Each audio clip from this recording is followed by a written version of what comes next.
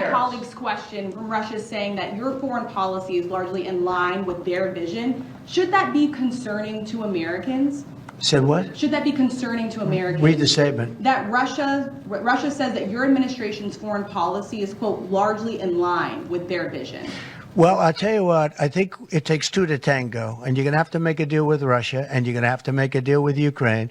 You're going to have the assent, and you're going to have the consent from the European nations, because I think that's important, and from us. I think everybody has to get into a room, so to speak, and we have to make a deal.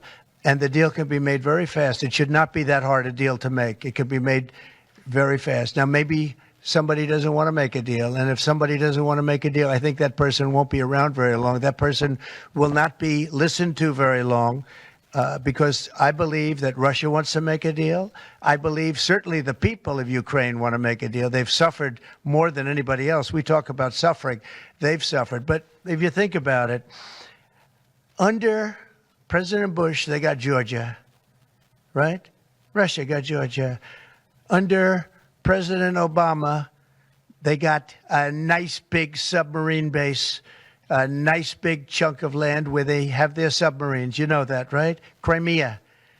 Under President Trump, they got nothing. And under President Biden, they tried to get the whole thing. They tried to get the whole big Ukraine, the whole thing. If I didn't get in here, they would have gotten the whole thing. So I can only say you can go back to Bush, you can go back to Obama, and go back to Biden. They took a lot.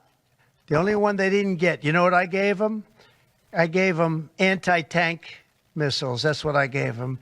I gave them sanctions on Russia. I gave them javelins. You know the javelins? You know when they took out all those tanks? You know the tanks were heading to Kiev by the hundreds, and they were unstoppable. And I gave them javelins. So, you know, I really, Putin is the one that will tell you this has not been so good for them.